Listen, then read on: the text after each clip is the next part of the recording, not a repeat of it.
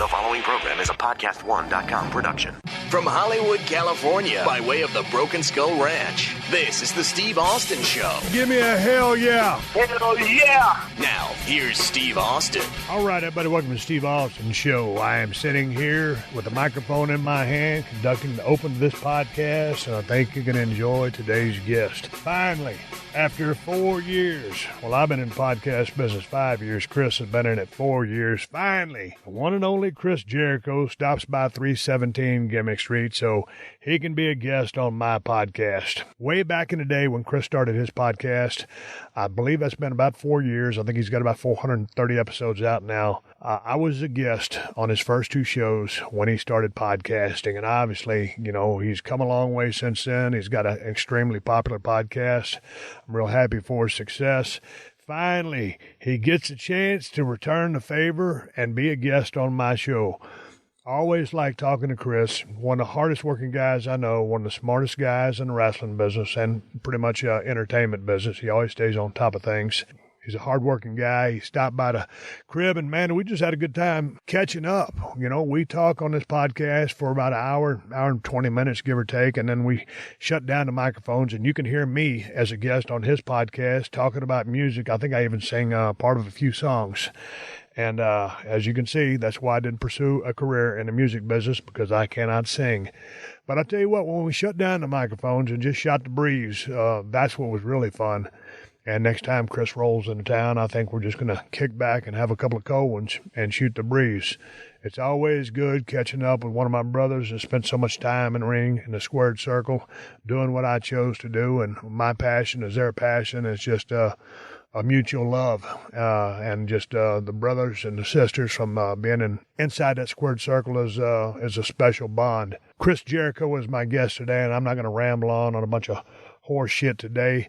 I've been getting a lot of tweets, though, and emails about my feed. My show has kind of been morphed into one. I guess basically everything is kind of a family-friendly show now. We're not dropping so many F-bombs. I got a lot of questions about that. Tons of emails, tons of tweets.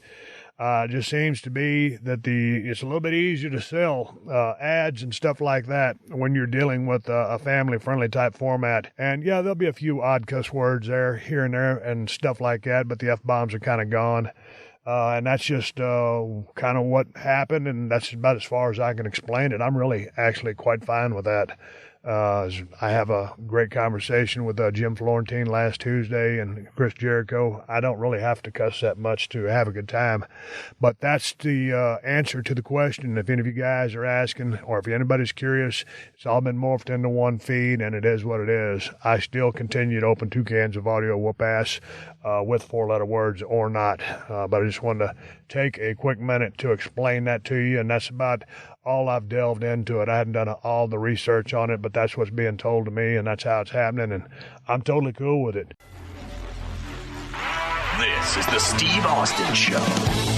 Well, I'm sitting here rolling sound, 317 Gimmick Street. Chris Jericho, Y2J, sitting right in front of me. Jesus H. Christ on a popsicle stick. I ain't seen you in a long-ass time. You know, it's funny, and this happens to me quite a bit when I see the boys that I hadn't seen for a while. I forget just how big everyone is from the Attitude Era compared to me. Because now on the show, everybody's kind of the same size. But as soon as I saw you, it's been, gosh, I don't know, 5-6 years. And it's like, oh, my God, like Austin's huge. I mean, you look great, but you're tall. Like, even with the Hardys, I saw Matt and Jeff the first time in a few years. I couldn't believe how tall they were. But, yeah, man, it's great to see you. And I never knew that I hadn't done your show. I thought I'd done it before. No, dude, there was a little bit of a beef because this is between you and me. Nobody knows. Well, you didn't even know.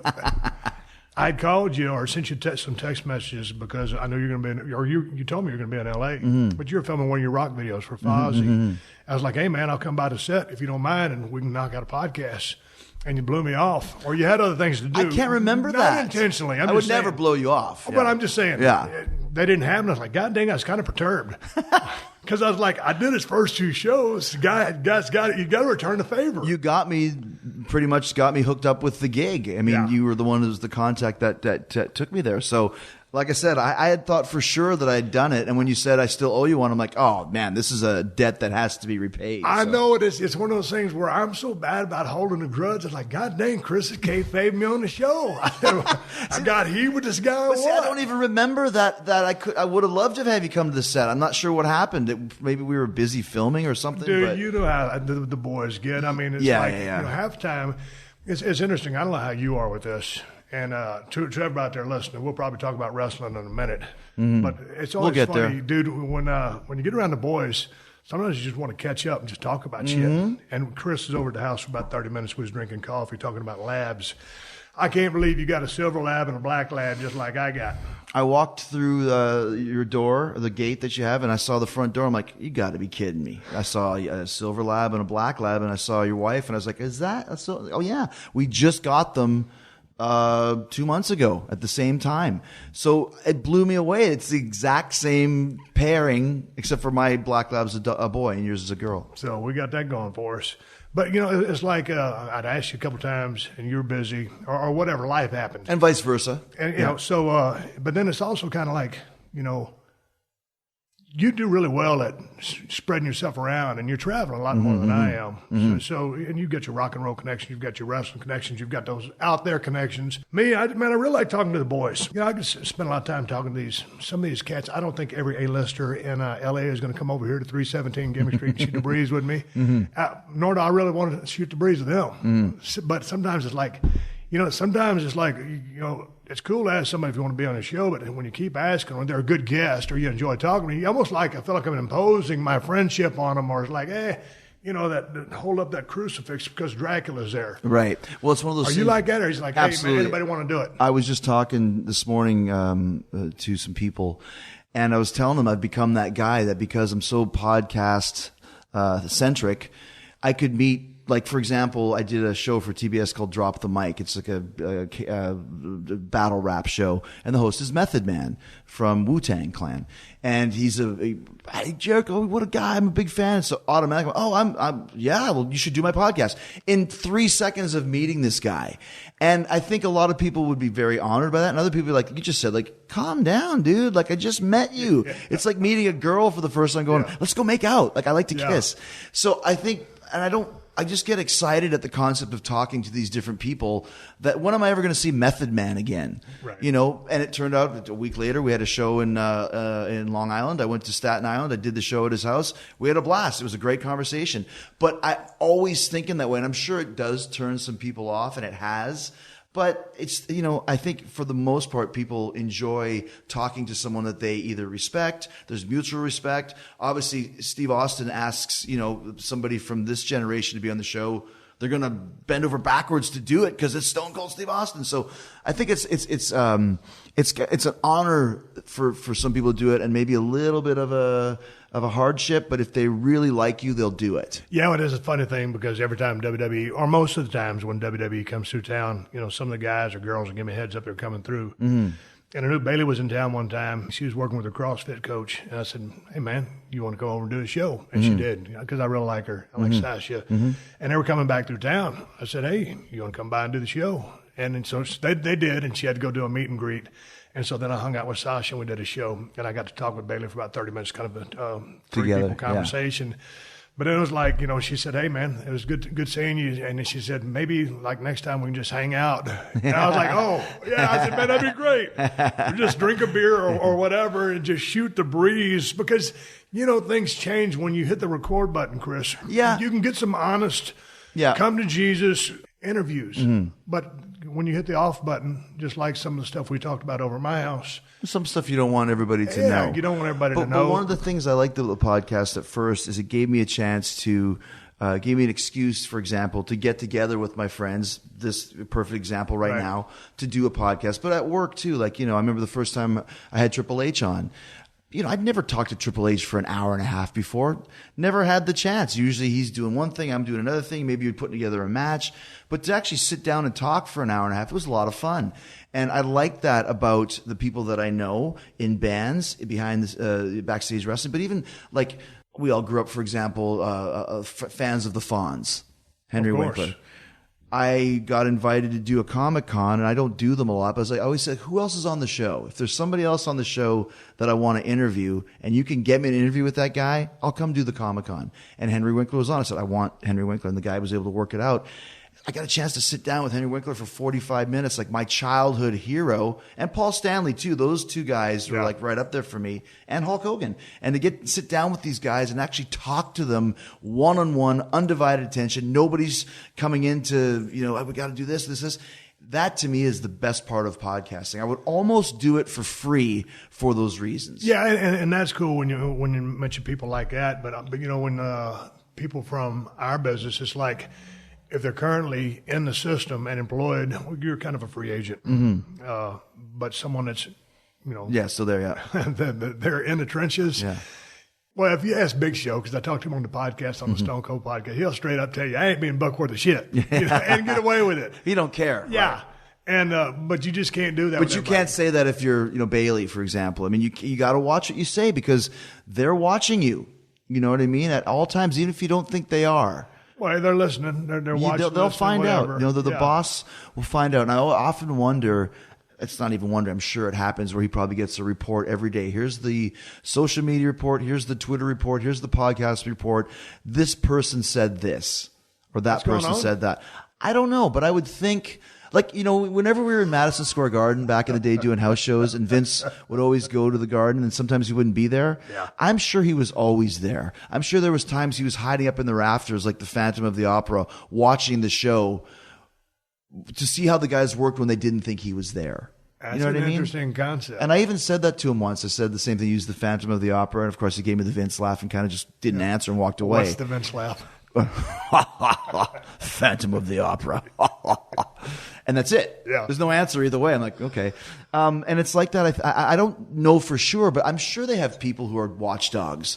Because you get some of these guys that go on and they talk really bad shit on Twitter, which is the worst place you can do it, thinking that no one in the company is going to read it and go, you know what? If that's the way you feel, then go away. Right. Let's see what happens to you, buddy, It was interesting when I'd been trying to get Gallows and Anderson to be on the podcast. Mm-hmm. And the time they were set a couple of months ago, Gallows got stranded, and just because they live in different locations. Yeah. And so he got stranded, and it blew the podcast off. And I'd been really wanting them on the show. Finally, they made it. And I said, if you guys want to sit down, have a couple of beers or whatever, and I'll have some of my beer. But what do you guys drink? Because you might not like my beer. And they said, well, Bud Light.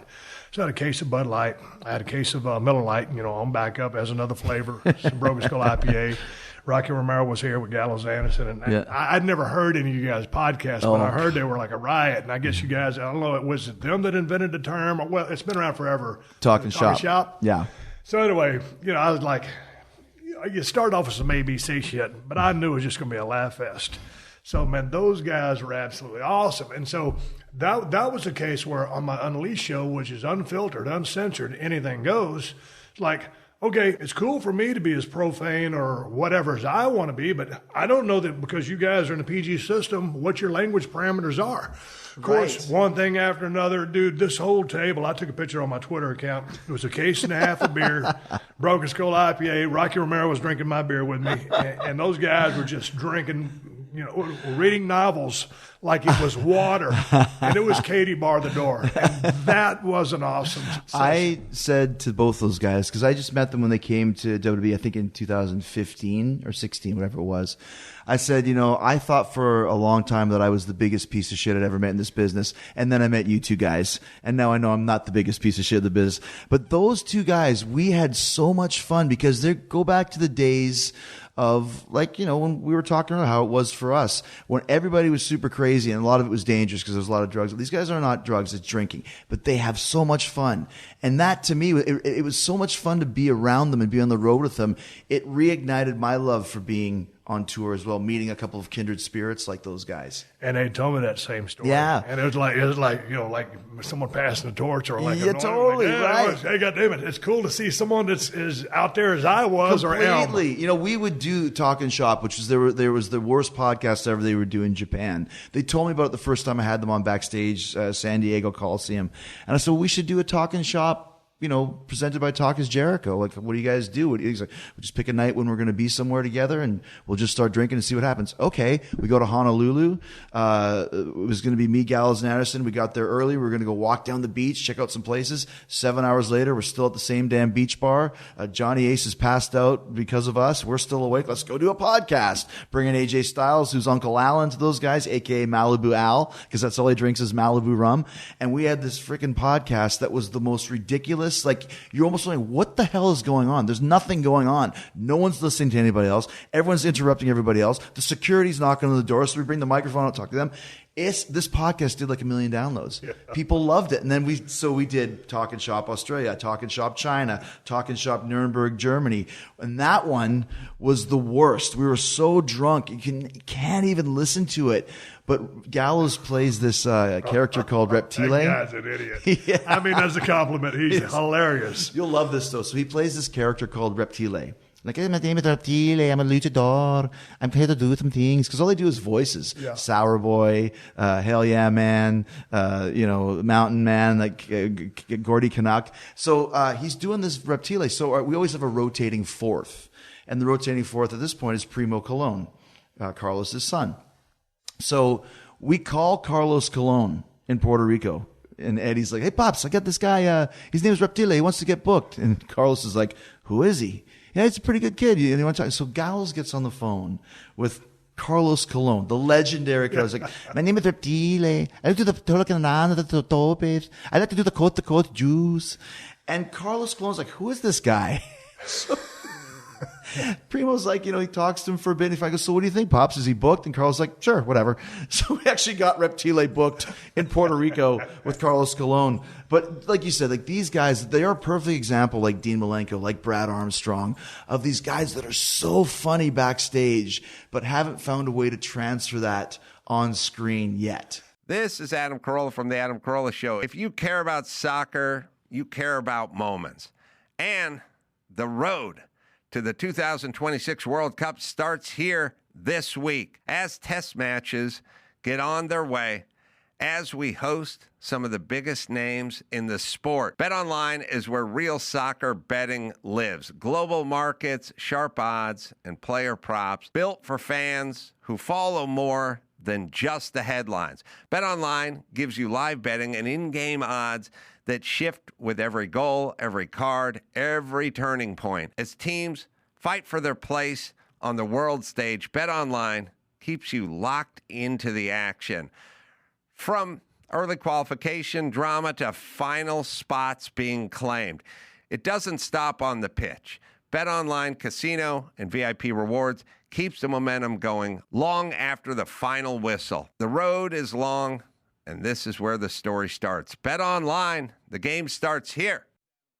How do you figure that is? Because you just mentioned Dean Malenko is just one of the fastest guys on a verbal conversation, just popping you. So funny. Yeah. And Brad Armstrong could light up any dressing room. Yeah. Supremely funny. Yeah. And also highly respected as a worker in any style. Technicians, yeah. And Dean Malenko, man of 1,000 holes. And, of course, you were man of 1,001. We're going to talk about although now I'm down to about 235 at this point in time. I forgot a lot. Okay. Just to answer your question quickly, you said, why is that? I think some guys, like you mentioned, sorry to interrupt, but what you mentioned when the red light is on, I think a lot of guys weren't comfortable playing a character that wasn't like Dean was trained by his dad, very serious, very much exchanging holds, Carl Gotch, that sort of thing. I don't think he ever felt comfortable letting go and being funny Dean in the ring, because I don't think he was not taught that way. And Brad, I think, was the same. Some guys just don't have. Like you said, when you turn the recorder on, it's a different conversation when the recorder is off. But, I mean, they were still spectacular in the ring, though. But it almost kind of gives me a parallel into another business or living or passion that you're in, is rock and roll music. So, you see, let's take, for instance, a band that would be technically extremely good, but didn't have a run that they should have had. Okay, like Dream Theater comes immediately to my mind. I mean, great band. Yeah. Great band. Wouldn't you agree? Should have had a bigger run. Well, here's one thing I've learned over the years, because, I was a huge Dream Theater fan from about 94 to 2004, like one of my top 3 bands. But then you grow older and you realize it's like the best band of all time is AC/DC. I've learned that from being in a band and from watching bands. My wife is going to tell you Rush. Well, the thing is, Rush is great. Dream Theater is great, but it's a style of music based around playing, based around, it's like wrestling. It's like going to a lucha libre match. How many flips and flops and flies can you do until it just starts running together? Now, if you're into that sort of thing, Dream Theater is the best of the best. Right. It's incredible what they can do, and nobody can touch them. But there's something. Why didn't they get a bigger run? Because it's a very limited style of music. I can't play Dream Theater for my wife. She doesn't want to hear a 10-minute song. Yeah. She wants to hear a 30-minute, guitar solo. Whereas AC/DC, 3-minute punch, it's sex. It's like Steven Tyler used to say, it's fucking music. It's music you can get off to. That appeals to everybody. Interesting. Yeah. I just think that when you're talking about, like, Rush was a little bit more accessible because they had a little bit more of a pop element. Dream Theater won't do that. And that's why Dream Theater, they've had a huge run for who they are as a band. Had they done a couple more fly-by-night type songs, for example, Closer to the Heart maybe type of a thing that Rush did, they might have been a little bit bigger, but the time when they tried that, the fans revolted. They didn't want to hear Dream Theater do that. Whereas Rush had 40 years of having all these different styles, so they could go play, La Strangiata, 14-minute instrumental, and you go nuts, and then they play Closer to the Heart, and you go nuts as well. Tom Sawyer. Again, but because everything's so subjective, I think it's whatever the crowd is in unison or from the biggest piece of the pie, what people are looking for. Well, yeah. I mean, are you looking for technical excellence, or are you looking for or technical sound, or are you looking for entertainment, or someone just grabs you by the throat, for instance, Stone Cold. Stunning Steve, didn't really grab too much. It was Stone Cold. I finally came up with the right gimmick, had enough talent, was a good enough mechanic, timing. But here's another band, and I don't know if you ever, and we're going to shift off of music because I want to talk to you about your ladder match with Shawn Michaels, and I want to talk about Alpha Omega and some other things. But were you ever into, at all, Y&T from San Francisco? Never really, and I'll tell you the reason why.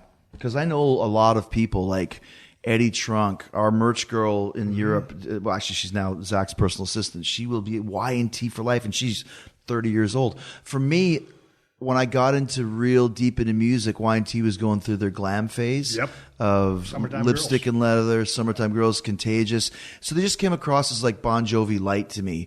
I never got into the Mean Streak, Black Tiger, That's what late I got turned 70s, on. early, and I 86, missed that. 87. It's the same thing. I missed UFO. I missed Scorpions with Uli John Roth. And if you go to a Scorpion show, like I went with Scott Ian before, or Kirk Hammett, those guys worship at the feet of 70s Scorpions. I'm like, I don't get it. I like 80 Scorpions because that's when I came in. I'm with that. So I never got into Y&T because of that, because I just thought they were kind of Bon Jovi light and never bothered to delve back further into their catalog. God dang, but Dave Menichetti with the vocal talent and the guitar talent, a double threat.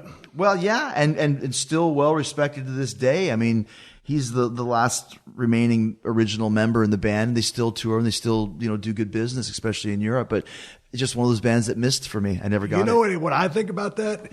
I was thinking, okay, it was a unique sound. It's not for everybody. It's not like you said, to your point, AC/DC. When you hear AC/DC, dude, I mean, if you have any metal in you at all, it's really hard not to like that. So if you have any rock and roll in you at all, Y&T just might not float your boat. Well, but I think it was the gimmick. Y&T. It's hard for me to, I got it on a musical level. Agreed. From the gimmick. I agree, and that's what we're talking about. The gimmick of Y&T. Obviously, it was yesterday and today when they started. Change it to Y&T. Doesn't make sense. I don't know what it means. I see a picture of the band, and this is made a big deal. You'll understand this. They weren't all that hot, for lack of a better term. There was nothing really sexy about Y&T. Because when you're growing up, like, obviously I'm not attracted to Bon Jovi, but you look at the guy and go, man, this guy picks up chicks. I want to be like that guy, or David Lee Roth. Like that guy, man, he's kicking and he's sexy and he's funny. You never got that with the Y&T guys. Well, and you would, just from the music, I don't know what you lean towards as far as their music goes, but along those lines, like when you look at AC/DC, theirs was four guys that weren't that good looking, but you didn't expect them to be good looking because they're playing this badass, kick-ass rock and roll. The same with Skinner. I mean, like maybe one good looking dude, but everybody else. I mean, and I don't mean this as a knock. I'm just talking straight up, but It was a different style. Skynyrd was a badass band. Absolutely, but different type of vibe. Once again, you're talking about a southern rock band. They're not like Y&T is in the gene pool competing with Bon Jovi, Motley Crue, whoever else was hot at the time. Leonard Skinner's southern rock. They should look like they're from Florida, from the bayou. AC/DC had the biggest gimmick of all time, Angus Young. Yeah. And then throw in Brian Johnson with the hat. That's 2 gimmicks for the price of 1. Right. So there's something about them you can latch on to. And I've found that over the years is that you always have, and especially a band like Y&T, once again, it's hard to be a great frontman when you have a guitar. Now, Paul Stanley is the best at it. James Hetfield's right behind him.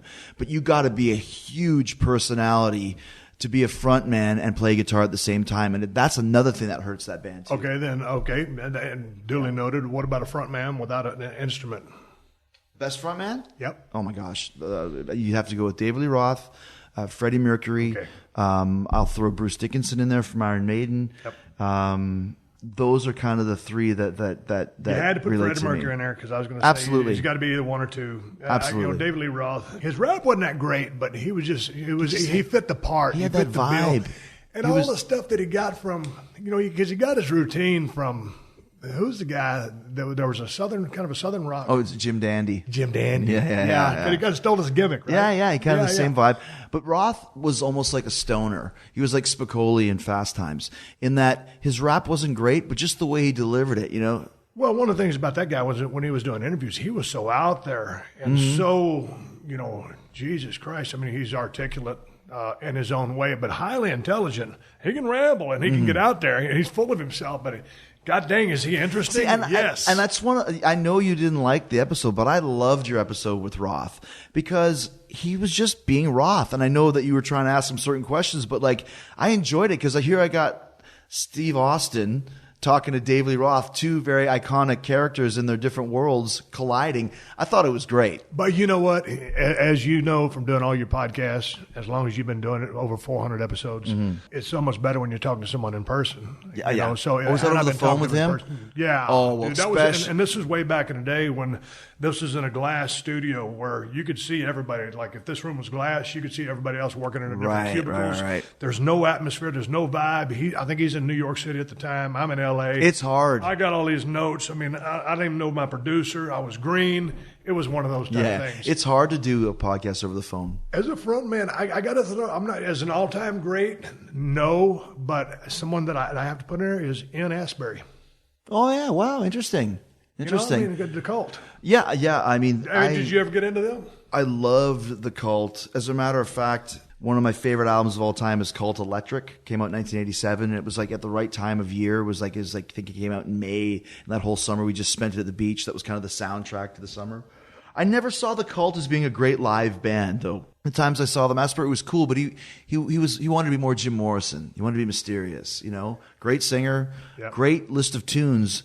But as a band, they never grabbed me as being super exciting. And I get that. But for me, from not being a concert guy, I think I've been to, 10 concerts in my entire life. Oh, dude, my first concert was Axe in Heaven, probably before your time, and they were opening for Motley Crue. Wow. And I know we're going to do a podcast together. We're going to talk about music. Right. But when I was growing up, my dad was in a country and western band. He played lead guitar, and he sang. So, dude, I couldn't sing even then.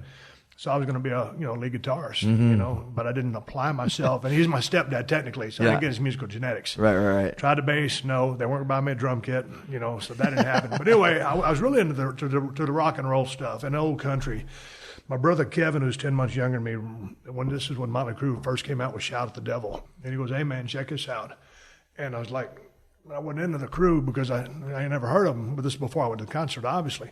And I looked at the cover, I said, "Man, pretty good-looking chicks in a manly kind of way." I didn't know that there was guys. I remember looking at Vince Neil on that cover and going, how can that chick be so flat-chested, and how can they let her be on the front cover with no shirt on? Because he looked like the hottest chick, but his chest is hanging up, but there's no boobs, I mean, Motley Crue are going to be, one of my favorite bands of all time. I can put them up there, and they had a great run. Right. But anyway, hey, let's shift gears and make a segue into a little bit of wrestling. You just come off a high-profile match with Kenny Omega. It was awesome. I watched it. Oh, thanks, Outstanding match. But by the same token, I had to get back and watch some of your stuff from WWE. Now, here's the deal. You've been doing a podcast forever. I've been doing it for a little bit over than forever, 500 episodes. Man, I didn't want to jump on Wikipedia and research your ass. Mm-hmm. How long we known each other, man? 20 years. When did you roll into WWE? Was it 98 or 99? 99. Okay. I met you a couple times before that on the plane one time, and you gave me the all-time greatest line of all time. Was I a dick? You said, oh, no, it was a great line. I was walking on the plane. It was one of those rare moments when you would see WWE and WCW on the same plane. And you walked by me and you said, hey.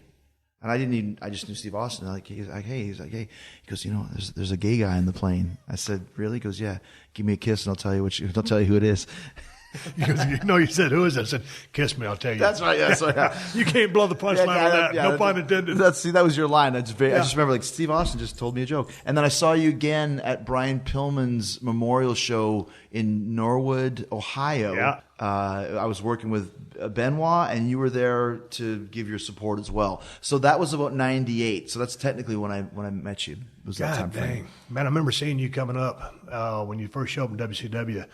I said, man, he's a good-looking kid, long tights, his long hair pulled back in a little gimmick ponytail or whatever you call it. I was like, man, this motherfucker, he's talented. I can see you coming. You can feel the charisma coming through the TV screen.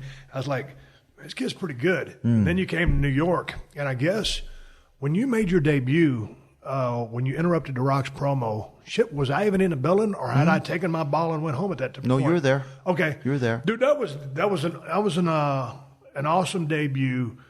Whose idea was the whole Y2J thing? Was that in collaboration with anybody? No. Are you going to Gene Simmons me on this? Everything was you. How'd it go down, brother? I invented air, Steve. I'll tell you that right now. What happened was, it was at the time because people ask me now, kids ask me, what does Y2J mean? I'm like, go ask your parents. So at the time frame, 1999, as everyone who's our age knows, there was supposed to be a giant computer bug called the Y2K virus that was going to shut down the entire infrastructure, computers, the whole, don't fly a plane because it's going to drop out of the sky. I remember I had $5,000 cash and a box of, I had this protein drinks at the time with Tang, and I was going to live off the $5,000 cash, and I had my liquid meals with me so I could survive when the riot happened. Ended up nothing happened. Right. So, but still, everything was Y2K, and I just thought Y2J. I'm going to the WWE, obviously Jericho for J. Yep. I thought that's a great name for my finish. I'll call it the Y2J or the Y2J problem or whatever it may be. And I was at the mail house, the post office. I used to have a self-addressed stamp envelope to sign pictures. I wasn't doing call on WCW, so I was at least trying to start a rapport with the fans. Early days of the internet, send me your self-addressed, I'll send you the thing back. So I was waiting in line at the post office, and it said 122 days, 7 hours, 4 minutes, and 3 seconds until the new millennium. I thought, wow, counting down. What a cool idea, count down to the new millennium. That would be a cool way for someone to come into the WWE. Wait, that'd be a cool way for me to come into the WWE. So I came up with the idea of the Millennium Man with the countdown. Vince's contributions to it were that the countdown, my idea was it would end at the beginning of Raw, I think it was August 9th, 1999. Vince's idea was it would end right in the middle of The Rock's promo, which... classic Vince, come in as high as you can possibly get. And his other idea was, he's like, well, what's your finish called? And what is it? And I said, well, it's a Boston Crab and it's called Y2J problem. And he goes, no, that's not the name of your finish. He goes, your finish isn't Y2J, you're Y2J. And that was his, moniker. And for the first year or two, I'm sure you got this too, it was never Chris Jericho. It was always Y2J. How are you, Y2J? Good to see you, Y2J. Because that was his creation. Even though it was my idea, he took it, and that's what he called me. I'm sure it's the same with Stone Cold. I'm sure he called you Stone Cold all the time. I remember we always had to reference you as Stone Cold Steve Austin. I could say it 4 or 5 times, but because Stone Cold Steve Austin, let me tell you what I'm going to come down the ring, Stone Cold Steve Austin, and I'm going to beat you up Stone Cold, because that's the name. Right. Not Steve, not Austin, Stone Cold Steve Austin. And Steve almost humanizes me, and we didn't want to humanize me. You are now a brand. Right. Stone Cold Steve Austin, Y2J. And that's kind of where it all started, and I think you'll appreciate this. And I'm not sure if I've ever told you this before, but when I came into the company, I was a really popular babyface eventually. Started as a heel, turned babyface.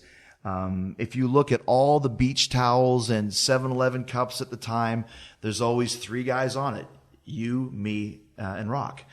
And I started realizing that, like, I'm the George Harrison of the Attitude Era.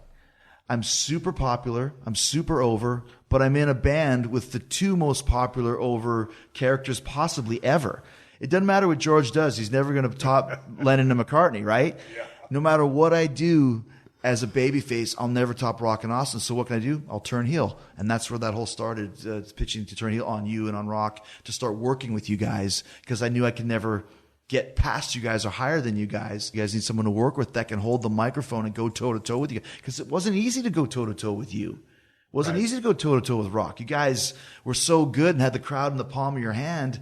You needed a good heel to be able to work with. Oh, absolutely. That could talk and heel. could go on the mic with you as well. Yeah. And that's kind of where I think we had some really good times with that. Out of all your times in the business, Jesus Christ, how long have you been in the ring now? 27 years. 27 years. October 2nd, 1990 was my debut. Yeah. Heel or baby? To give you the wishy-washy answer, honestly, heel. I've been a world champ 6 times, all of them as a heel. Never won it as a babyface. I think a lot of that's because of the George Harrison thing. But to me, I think it's a very rare character in the business that can portray a heel and a babyface at the same level. You know, you look at like Flair. When Flair he could never really play a babyface as good as he could as a heel. Same with Hulk. Hogan, he was okay heel, but as a babyface, it's Hulk. So, right? Worldwide. So to do both is a very hard skill, and I take great pride in the fact that I can do both. I prefer heel, but I always say it's a lot easier to make somebody hate you than it is to make them like you. But once they start hating you, it's hard to keep them hating you. It's like the greatest heels of all time in movies. Darth Vader, Terminator, Hannibal Lecter, the Joker. All of those characters, Freddy Krueger, as the movies went on, they became the baby faces. I used to go to Nightmare on Elm Street just to watch Freddy Krueger kill the kids. He wasn't scary anymore. He was cool. Yeah. That's what happens. Terminator 2. Arnold's the baby face at this point because he's so good as a heel, you start liking him. That's the true key of wrestling. If you can be a heel and stay a heel, it's very hard to do. What was your relationship like with Vince when you first came to the company? Y'all started talking about the Y2J thing and how that morphed into your communication process with him. Because I'd been with Vince several times, and I've told this story many times. I apologize to my listeners for making me tell it again or making you listen to it again. Sitting in a Jeep, one time we was going to do a gig, throw a belt off a bridge or do something, one of those shenanigans.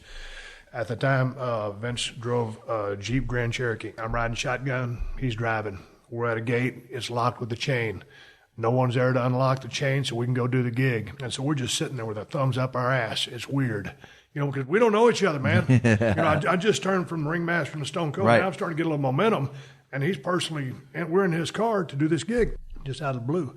He looks over at me, dude, out of the blue. And he says, you know, Steve, as a promoter, you never want a talent to know what they're worth. Yeah, and I was like, what do you say? Mm-hmm. I didn't say nothing. I just sat there like, man, that was weird. Mm-hmm. He's a third-generation promoter, one of the smartest guys walking planet Earth. About 2 minutes later, he fires up the Jeep, runs through the gate, and we go do the gig. Just blast it straight up, blast the chain off. And so like, man, that right there forever opened my eyes and my brain to, okay, here's what's up. Yeah. And then one time we're in the Garden again, and you know from working MSG, we're about to go do Monday Night Raw, and they're at the Barclays Center and the Manhattan Center. I don't know where I'm going to be. Whatever's going to happen, happens. But in MSG, that's a short entrance. And there's that blue curtain. Like you said, when Vince is there, he's watched that curtain, or maybe he's prowling around at the top. We don't know he's there. One time we was watching those matches go down, watching everybody go to the ring. I was probably working the main. And sold out house. Steve Blackman goes to the ring, gets a hell of a pop, pretty good pop. You know, and he was on his way. You know, Steve Blackman had really good worker, really good physique. Believable, just solid. Mm-hmm. But he's never hit that next level. And boy, he got a pretty good pop. And I looked over at Vince and said, damn, pretty good pop. And Vince goes, yep, I really hope he can get over. And I'm like, there it is again. You know, Vince doesn't just wave a little wand over there, hit you with that pixie dust, that magic dust, and all of a sudden somebody's over. So How was your meaning? Vince don't just come at somebody. Or just take Roman Reigns for instance. I mean, they're like just point at a guy and say you're over. Mm-hmm. It does not happen like that. So going back to I don't go back in history. Just let's start off with the old man. Then I want to peel it back a little bit to go through WCW and your territory days, because one of the things I've always respected about you. I caught you in ECW. I didn't see you when you was in Mexico or when you was up in Canada or all those other places. Mm-hmm.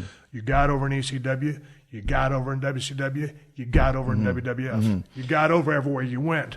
Well, and I'll answer your question about Vince, but that's one of the reasons why I was able to get over in WWE, because I'm not sure if you went through it. I think you did. Obviously, you did with the Ringmaster. When we came from this other territory, other company, it doesn't matter what you've done anywhere else in the world until you go through the WWE curtain and Vince can see you. He doesn't care if you're Steve Austin, Triple H, Mick Foley, Chris Benoit, AJ Styles, or Chris Jericho.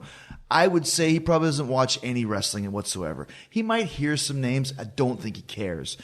Your job when you get to the WWE is to basically start from scratch and show Vince what you can do. And if you can get over with him, you'll get a chance to get over. Not the pixie dust, but you need to get over with Vince first to get the chance to really get over, if that makes sense. So with Vince, actually a wise man, a bald guy with a goatee who's sitting across from right now, you said to me, you really have to establish a relationship with Vince. It's so important. You told me that. And I've told a lot of guys that now. You have to get over this. Vince is very intimidating. And he's very scary, like waiting outside his office. You feel like you have to wait to go into the principal. Even to this day, I'm nervous to go in his office. But you have to establish that relationship with him so you can break that wall down of Vince McMahon, the boss, and Chris Jericho, the employee, and then two guys who are working together to create a good product. And then if you're really lucky, like Vince, I consider him to be a friend of mine now. I asked him to go to AC/DC with me last year when they were at the Garden with Axl Rose, and then he ended up tearing his quad, and he never said he would go, but I invited him. And I'm like, what if he wants to go? Like, what am I going to do? Like, do I stand in the seats with Vince and like air guitar with him? Like, what are we going to do if he shows up? Like, are these seats going to be good enough for him? Do I have to get a box now? Like, what do I do? Like, how is he as a guy? But there's a couple times over the years, and it took me a long time to really get to that relationship. I would say that it took me till 2008, 8 years of working for Vince until I lived up to the potential that I think he saw in me, but I never really delivered it to that level. Then I created that kind of hypocrite suit and tie, very slow talking character, worked with Shawn. We had this amazing chemistry. Obviously, Shawn, as you know, the best babyface a heel could ever work with. Yeah. And we were perfect match. Great babyface, great heel, great chemistry in the ring and out. And we had this whole big, long 7-month angle. And that's when I think Vince saw me as a legit top guy that you can put the rocket to. And I was world champion 4 times during that run. And ever since then, we became closer and closer from that. What did you learn? I was watching, God dang, is it Bruce Hart? Mm-hmm. Bruce still with us? Yeah, Bruce is still alive, okay, yeah. Bruce, it might have been a Bruce interview talking to the dude from Northwest Wrestling, Hannibal. Now, you started over, right? How long were you in that Calgary area? A long time, man. Like, I trained there with the Hart brothers, even though there was no Hart brothers at camp. Thank God Lance Storm was there. Because first, and y'all met from day one. From day one. It's like planes, trains, and automobiles when John Candy, when the train breaks down, he's got that big giant trunk and he's trying to carry it across the plane, and then Steve picks up the one side. That's exactly what happened. I had this big trunk, and we were living in a hotel called the Willingdon in Okotoks, Alberta, which is about 30 minutes outside of Calgary.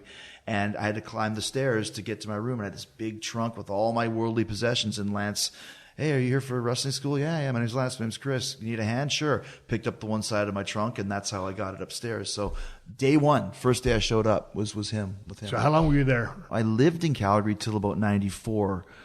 So I was working on and off, but also I've been working full time since 92. Okay. Mexico was full time. Then it was Japan got full time, Smoky Mountain, but I still lived in Calgary till 94. Some time in Germany as well, right? I did. I went there in 93 for 6 weeks. Okay, my question to you is you're making those rounds, and then I'd like to talk a little bit about the communication process in Mexico, because I'm not imagining you speak Spanish. I learned. Okay. Yeah. Smart guy.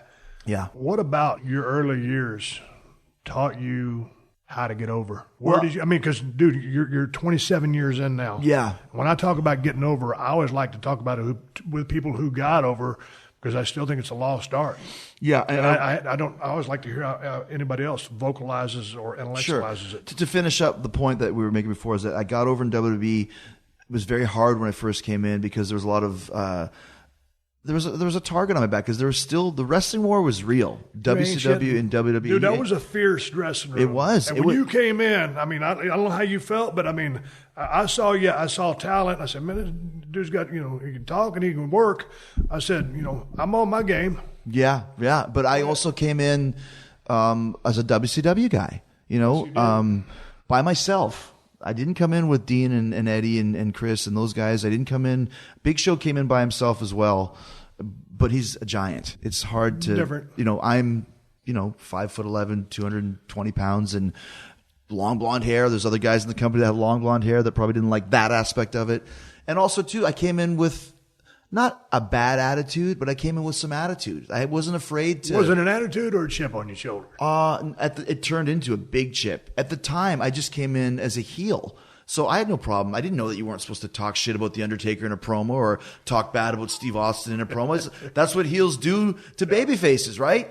But I learned very quickly that's not what heels do when they first come in. I had no idea. Nobody ever taught me anything about that in WCW. They didn't even tell me how to bump and feed a comeback. I worked WCW 3 years and had no idea what that even meant, as crazy as it sounds right now. Long story short, I eventually got over because I'd been over everywhere I'd ever been to for one reason and one reason only. I knew how to connect with the fans.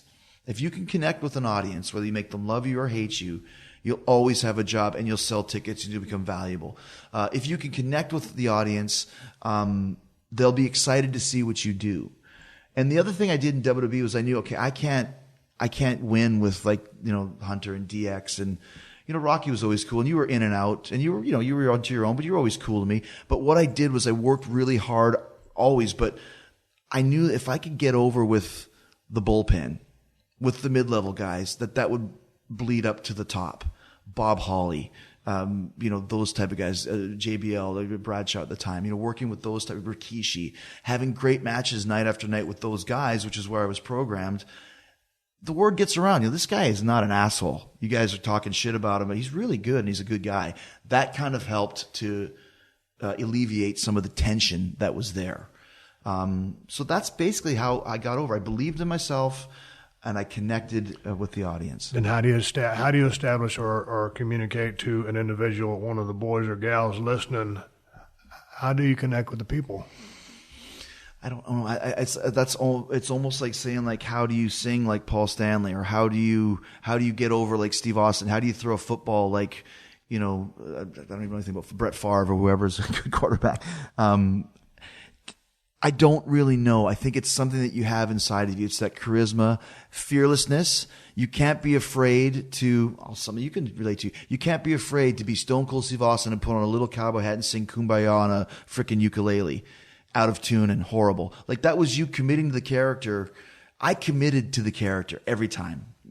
As a heel, as a babyface, anything I could do to never ever again, for example, start in WCW when I ripped Dave Penzer's tuxedo off, and the next week they made me go back in there with a tuxedo, and I said, I promise I will never, ever, just over the top, I got it from Sally Field. You like me. You really like me. And it's I don't like you anymore from that. So I'll never, ever do it again.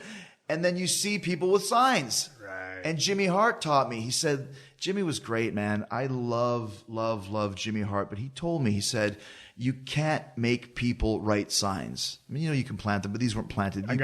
You can't force somebody to write Austin 316 or never ever again with 14 pieces of cardboard with one E, one E, one E, one V. You can't. This is buddies. Hey, dude, let's take an ever sign. And that's how you know you're starting to connect. That's like the ultimate compliment. It is. And so you're have to be connecting. Exactly. You have to be fearless, just like you with Austin 360. You took a chance. It might have stuck. It might not have. If that not have stuck, something else would have. And I always laugh because I have so many kind of, let's say, hits for catchphrases. If I was in a rock and roll, I am, but a hit with Ayatollah of Rock and Roll, a hit with Raw's Jericho. But there's been some misses. I remember that I thought Razzle Dazzle. That's going to be huge. That'll be the next catch. I got a little razzle dazzle, razzle dazzle, and then just die to death. And the other one was get it, got it, good. And I would say get it, and the crowd would say got it, and then I would say good. I tried it a couple times. It sucked. It stunk. You had one. Do you remember I'll tell you one that you had. Which one was it? I'm going to put a little stink on it. What? I'm going to put a little stink on it. Oh, you know. You went through the phase. That would be your thing you would say every time. Before what? I'm going to put a little stink on it. And then I'm going to put a little stink on it. And just kind of like, man, when you throw out a turd, it humbles you. It's just sinking feelings like, goddamn, I can't let them see me. I'm not going to let them see me sweat. But inside, I know this shit ain't working. But you got to try. But you got to try. And that's the thing. Like, you got to be fearless. The old saying is like, the only failure is not trying. But a lot of people in the business are afraid to try. And also at this point in time aren't given the option to try. And that to me, like when I thought of the idea of the highlight reel, my initial idea was learning from one of the greatest, I don't even know what you would call him, backstage interviews is Gene Okerlund, right, who could lead you through a backstage promo even if you didn't know what you were doing, right? Yeah. That's how I learned how to do promos. I used to go sit in the box. WCW had a box where you would do localized promos. We're coming to Jacksonville. We're coming to, Odessa, whatever. And I would just sit in there because you're sitting around all day. There's nothing to do. I'll go watch guys do promos. Then I watch Arn Anderson and Ric Flair and, the Mountie or Glacier, whoever's there getting promos. And then maybe one day they'll ask me. And one day Luger didn't show up because he wanted to go to the gym. So what about that guy? He's always sitting in the corner. You want to do a promo? Sure. And I remember it was for, where's the Van Andel Arena? I think it's Kalamazoo. No, Wings calls him. No, it's Grand Rapids or something. One of those Michigan cities. And I had to do a promo. It was rotten. But Gene Okerlund was the guy who was doing the interview and led me through it. And then the next week they gave me 2, and then they gave me 3, and gave me 4. That's how I learned how to promo. No script, just on your own instincts. And my idea when I started the highlight was I wanted to be the Gene Okerlund, have guys come out that didn't get promo time and let me do an improv promo. Let's see what they got. That, of course, did not fly with Vince. He wanted it to be an actual promo segment with top-level guys. But my idea was I wanted to see what can people do when they're not being scripted and they don't have handcuffs, I still think they should do that this day at every show. In between main event and Raw, there's a 10-minute period. Send somebody out there. You got 3 minutes, and you don't tell anybody who it is during the day. You just be like, Xavier Woods, go out there for 3 minutes. What am I supposed to talk about? I don't know, and see what they got. And Woods would kill it, but give somebody else, right, like Heath Slater or Kurt Hawkins or whoever. You would see then who can do a promo and who can connect with the audience. You would get it right like that. Question before I go between today's locker room versus that Attitude Era locker room, or when you came in '99. It was Attitude Era, yeah. So one of my big pet peeves is when the announcer backstage, whoever it is, whether it's male or females, talking to the talent, asks talent a question, talent gives the answer. If there's an interrupt, there's an interrupt, but the talent gives the answer, and it's an awkward feeling. And then all of a sudden, it's back to Michael and the guys at the desk, and the camera stays on the interviewer who's got this awkward answer, or there's been some intended, you want there to be some heat there, and all of a sudden it's just an awkward reaction to the person that's part of the broadcast team. It'd be like Aaron Andrews not throwing back to the guys calling the game.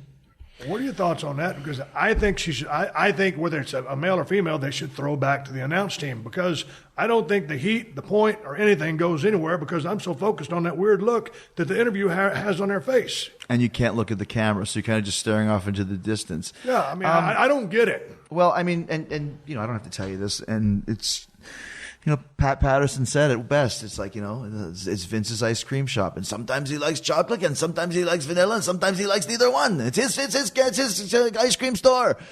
That's the way Vince wants it. In Vince's mind, that's how he wants it. So you have to work within those parameters. Do I think it's good? Not necessarily. I think the backstage interviewers now, could they be, and I say this respectfully because I know they're just doing what they're told, could they be more robotic?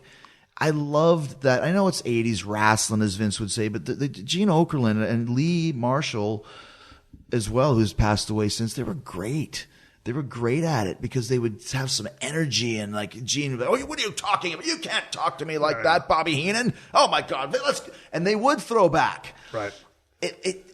There's a lack of energy sometimes to the show when you don't let people be themselves. Like, I'm a ham. You're a ham. I will scenery chew worse than William Shatner if you let me. But even if you don't, there's still a way to captivate, even as that quiet talking heel. If I talk quiet, everyone has to shut up and listen to me. I remember sometimes I do promos like that, and people in the crowd would be like, "We can't hear you," and then I'd go even quieter. Then you better fucking listen, man. And that's like one person captivating a whole arena of people. I find sometimes that guys aren't given the opportunity to take that ball and run with it because it's very regimented. The regimentation, Yeah. or I don't know. I just feel like there's a kind of everybody's walking on eggshells these days just because there's nowhere else to go, and everybody's just micromanaged to a degree. And I'm not indicting the system. Hell, I'm going to be up there on Monday Night Raw for the 25th anniversary, but it's just one of those things that just kind of, man, from back in the day, when I came in as a ringmaster, and I knew it was a suck-ass gimmick, right?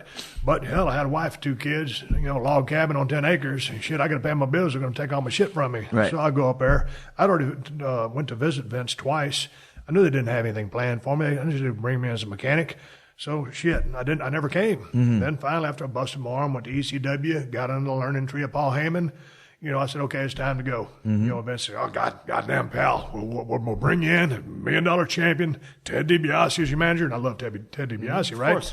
So anyway, I came up. I knew that wasn't going to work after 6 months. And so that's when, whatever, started thinking about it and, drinking beer, whiskey, whatever it was, watching, television, came up with the Stone Cold persona. Anyway, whoever came up with it. And that was my name. And when I went out there and, I remember Scott Hall came up to me and he goes, because all of a sudden it was on the, backstage. Remember they used to have boards there, so-and-so versus so-and-so. They still do, yeah. They still do. So, Razor Scott sees that now I'm called Stone Cold Steve Austin. He goes, Stone Cold, what's that all about? And I was like, I didn't really have a definition of the gimmick yet, but I had a sense of where it was going to go and what I could do with it. I said, oh man, I said, just give it time. I'm telling you, it'll work. Just watch. So anyway, I always went out there, dude, and when I guess Russo was doing the booking, he was on my show the other day. He says, he had created the opportunity for me to go ringside and do some color commentary. I went out there and did it, and that's when I noticed that they weren't. This is when we're going live tape. Yeah. They started editing on my shit, and I talked with Vince. I said, hey man, why are you editing my stuff? And he goes, well, quite frankly, Steve, you're popping the guys in the truck, and he wanted me to be a heel. But so anyway, I told him right then and there, I said, dude, I'm 6'1", 250, bald head goatee, 6'10", 7 feet guys, 300, 320. I'm speaking fast because everybody's heard my story so many times. I said, if you give me my personality, I said, I can compete. If you take my personality from me, I can't compete. Okay, I've said that story a million times. I just told you. My point is, dude, back in the day, because there's still WCW, there was still, ECW. Hell, I wasn't making no money. I was making, the little bit of money one night a week working for Paul. So I didn't know, what did I have to lose? So finally, every time I got a chance to go out there, I didn't give a shit. I was going to, go out on a limb, push the envelope, do whatever it took because it didn't make a shit. Right. It didn't matter. The Steve Austin Show. The Steve Austin Show. And it's funny because I just did this in Japan with the Alpha versus Omega Loved thing. it.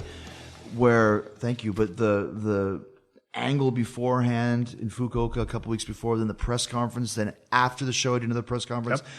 I didn't care. I was like, I'm not a big dude, but over there, I'm a big guy. And I was thinking, I want to be like Bruiser Brody and Stan. I want to scare these guys, like these reporters and shit. They don't deal with that nowadays, but there was no rules. I was swearing. I was, during the match, I grabbed the camera and took a picture of me flipping the bird to the crowd, took pictures of it. Put that in the magazine, which like I came across as this like lunatic who would do anything and didn't care, ripping up reporters' books and yelling at them and, throwing tables and threw a garbage can full of like cigarette butts in water on one of the reporters from Tokyo Sports. He got covered in like cigarette butt water. But I'm like, I don't care. I'm doing it. And everybody's flipping out Jericho, because there's no restrictions. And like you said, I didn't care. I might never come back here. I want to have some fun. I want people to know I'm different from any other foreign guy or any of the Japanese guy. I don't give a shit what the rules of Japan are. I don't care what we went to a press conference in this very nice hotel. Like, don't throw anything. Fuck off. If the table costs $1,000, I'll pay for it. But you're going to sell tickets because of it. And it was really, what's the word I'm looking for? Gratifying and whatever there's a word for it, where there was just this freedom after 17 years of having to have stuff approved by Vince or agents or whatever, I didn't have to have anything approved. I could do anything I wanted. And what a cool feeling that was. As far as the match goes, and I saw the build-up stuff. Liberating, that's what I was looking for. Sorry. Liberating. But I don't know if you remember the conversation. I told you, I said, dude, to me, you just look free out there. Yeah. I said exactly that. And that's what came across to me. I said, dude, he doesn't give a shit. He's not being held back. He can do anything he wants. He's not. That's it. And like I said, there's not like, there's a kind of a misconception in WWE that you get held back. And it's not getting held back, but there's certain rules that we have to abide by because that's it's a corporate company now. There's no juice allowed, no chair shots. And thank goodness for that. I mean, I sent you that GIF a couple months ago of you just wailing guys with chair shots. Did you think of how we used to do that? Mm-hmm. And you took them too. That was just part of the business. And to look back at that, it's so barbaric. It's like we're stabbing each other with maces or something. But there's certain things you just cannot do in the WWE. Correct. And to have the restrictions to do whatever you want, like, okay, I want to go through a table. Let's do it. Let's put up a chair. It's a no DQ match. That's why I wanted no DQ. Didn't want to bury the referee, even though everyone else does. I wouldn't feel good about that. So we had the permission to do it. Let's use it. And not having to get it approved was kind of a cool feeling. But there being, with the rule system being in place that is there now, there were rules back when I was running wild over there, right? Yeah. But you just push the envelope due to whatever the rule structure is. Mm-hmm. But just because, here's the thing, when you are limited, physically or from a standpoint of picking up chairs, tables, this, that, or whatever, dude, I mean, you've seen matches inside the squared circle where no one left the ring. And a sumbitch just either goes haywire or goes off, or the baby's got so much fire, or that heel's such a piece of shit, or that mean streak, or whatever he's doing within, Mm-hmm. I'm talking about today's system. Yeah. You can get over. I mean, it's all about, and I was just like someone asked me the other day, it was a whole different conversation, but I said, man, you got to be a fighter. And whether you're a heel or a baby, you got to be a fighter to get over. I don't mean to segue out of it, but people say, could Stone Cold Steve Austin get over in today's WWE? Absolutely. Hell yeah, he could. Absolutely. Hell yeah, same rules, same guy. That's something that, like, I know Batista said something at one point of, like, it would be hard to get over him in the PG-13 environment or something along those lines. Dave's a great guy, and I disagree with him because he could get over, because a good worker is a good worker. And I don't care if it's Attitude Era or PG-13 or ECW or Lucha Libre. If you know what you're doing, you can incorporate any style or any rule that needs to be done and still get over. It's easy if you're good. I had no problem switching from Attitude Era to PG-13. Zero. Stop saying son of a bitch. Stop saying jackass. All that sort of stuff. And it wasn't that hard because I know what I'm doing. It's not bad. But it's delivery. Absolutely. And not everything is content. Not everything. You ain't got to go out there and recite a Rush, lyrics to get over. Yeah. And by the same token, in the structure of a match, you don't got to do a million moves and a bunch of whirly gigs and flips and shit off the top turnbuckle to get over. You don't. And just to go back to what you're saying, and this is just something that I always have noticed. I don't think I've ever told. It's not really much of a story, but I remember I was in a tag team match one time with Undertaker, and he was on the apron side while we were getting heat on whoever we were getting heat on. And a couple of false tags, and he couldn't get in. And at one point, he jumped on the floor. He grabbed some water. He poured it over his head. He hit the damn steps, like bam, bam, bam, bam. He looked like he was going nuts. And I was like, people loved it because who did that? Undertaker. Okay. And why do you have to stand on the apron holding it? He was like, I'm a caged animal. I've got water and chaos and plunder around ringside. You knew he wanted this tag. Right. And everyone else would just stand there, tag me, tag me, tag me. He was like, I can't stand it anymore. Yeah. I'm going to go crazy, hit the damn thing. And he's ready to go. He's jumping up. And this is Undertaker showing like a Brian Pillman 1989 babyface fire. Slap the mat. Slapping the mat. And I always remembered that. Of course, I tried it a couple times. I was never as good at doing it as Taker was.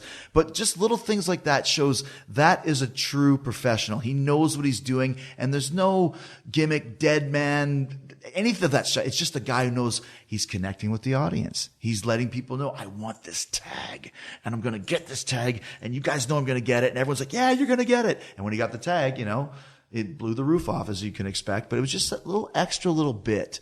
I learned this in Mexico from a guy called Negro Casas, who is one of the best wrestlers I've ever worked with, not in Mexico, anywhere. They call him the Ric Flair of Mexico. He understands the psychology of where he is. He's not a flipper or a flyer. He's just, his details taught me that the difference between a good worker and a great worker is the little things. Really is. I agree.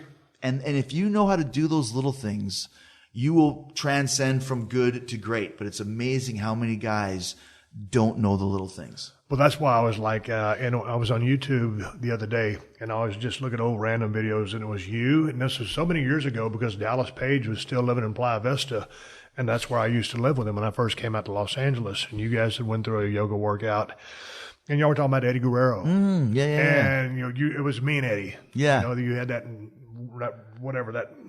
meeting with him where you first met him and he was grouchy, but then he was the next drunk, day he was super nice Eddie. Anyway, and the guy was phenomenal, but I don't mean to ramble. Eddie was one of those guys that if you knew anything about wrestling, you picked up on the little things he did. If you didn't know anything about wrestling from a technicality standpoint, just from watching him, for some reason it resonated with you at a deeper level because you were seeing a guy who was so detail-oriented. The little things meant so much.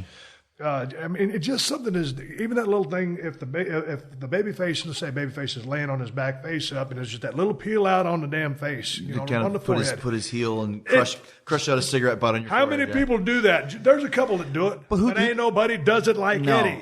Does it where it looks like he's putting out a cigarette butt on your forehead with the stink on it. Yeah, with a little stink on it. But it's those little things that made Eddie so great. Eddie was really, really good at that sort of stuff, and like I was thinking about this the other day, man. I missed Eddie. I wish he was still around because he was such a goofball, but like just a really good guy, obviously. But he really took everything very personally. And we talked earlier about back in the day when we were running, we were a little bit nuts. He never really went nuts. He took everything so personally. Like if the house was down like 200 people when he was the champion, he would be really legitimately sad. If he heard one person booing him when he was supposed to be a babyface. Actually, you went through that phase too. I remember we had a match in El Paso, of all places. We tore the house down, and you were pissed off after. I said, "What's wrong?" You said, "There was one guy on the front row. Just give me the finger." I'm like, "Dude, there's 10,000 people chanting your name." But at the time, that bothered you. You couldn't get over it. Eddie was like that too. So involved and so into it that anything that he felt was a slight against him and his abilities, he would take it very, very personal. And that's why I think he eventually would have gotten over it, but I don't think the first time he was a champion, they didn't keep it on him long because I don't think he could take it. It's a lot of pressure to be the champion, and I think it kind of made him go a little bit crazy because of it, It seemed to me as little as I knew Eddie, and I knew him a little bit. And Did you ever work with him? Yeah, okay. I requested to work with him because I'd kind of been running hard, and I was kind of just getting caught up in I want to work again. I don't want to rely on a gimmick, man. And, Eddie was a worker. He was a worker's worker. And so I requested to work with him. And after about a week's worth of shows, they pulled us apart because they needed me to work with. Yeah, whoever was on top or whatever. Yeah, someone on top. But I requested to work with a guy. And met as many guys as we both know that have gone down. I'm not a big funeral guy. I went to Eddie's funeral. I remember that. Yeah, I remember seeing you there. I went there. It surprised me because I remember you had talked about that before. Not being a funeral guy. I want to get to you. I want to get to a match with you and Shawn Michaels, but you mentioned earlier. I was thinking earlier about Brian Pillman when I was thinking about you as far as your freedom in that match against Kenny Omega, and it didn't just say, "Oh, that's Brian Pillman." It just resonated. Man, he's in the zone. He's really free. But then also just talking about Eddie Guerrero. It would be great if Brian was still around, and that guy was so far ahead of his time, just from a gimmick standpoint. Remember back in the day, when you would run with a guy and we were tagging and you're on the road with a guy for 3 weeks, it's kind of like, okay, man, when I go home for these 2 days, I just want to chill out and not hear from anybody. Man, there's Brian calling me, kid, got a scoop. And it was always good to hear from him.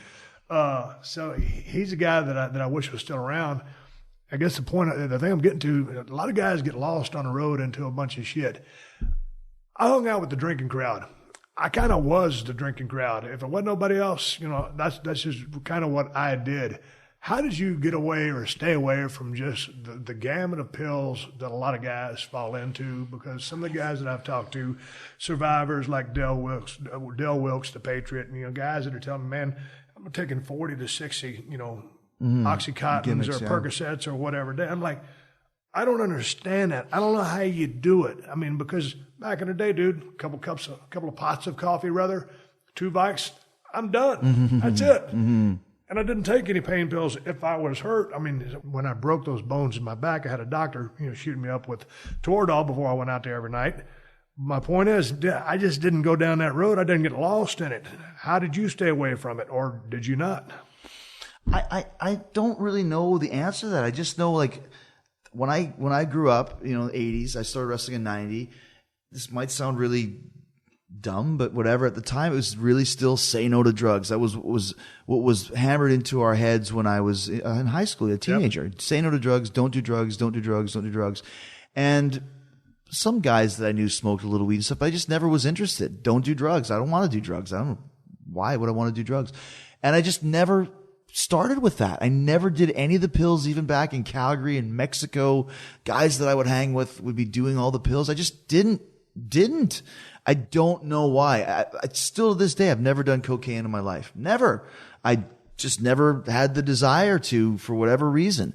Dude, out of all your years in the once. music scene that you're involved in, touring with Fozzy, Never worldwide, wrestling, Yeah. There was a couple of stops where there would be, there would be the guy with the gimmicks. I went through I did shrooms and that sort of no props scene to you, and dude. that sort of thing, Yeah. but I just never, for whatever reason, but I just liked having a drink, and the guys that I ran with just liked having a drink. I remember Raven will tell you this too.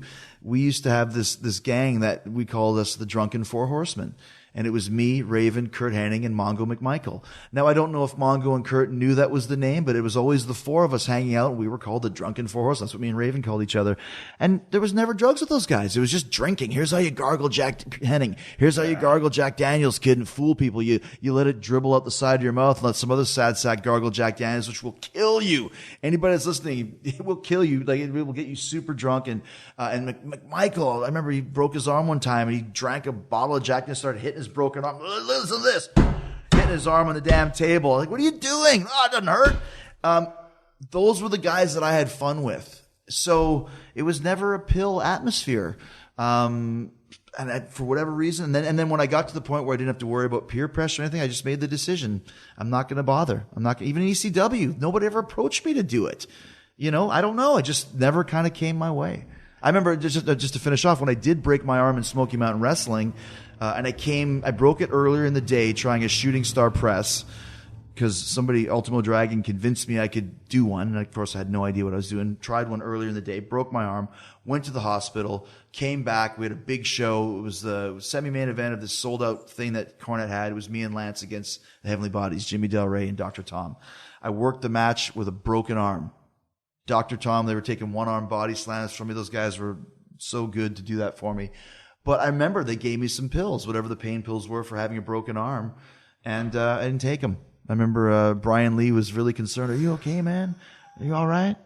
Did you get any pain pills? Yeah, here, take them. So I had a broken arm and never took pain pills. Who does that? A plate in my arm. You can still see the scar to this day. Just decided I'm not going to do it. I'm not going to fall down that path. So, and here I am. That's good for you. Yeah. I'll tell you what, because there was a lot of shit going on back in the day, and we had our stops. It was a good time. One last Kurt Hennig story. The thing with Kurt was when he was in WWF or when we were in WCW or vice versa, whichever one.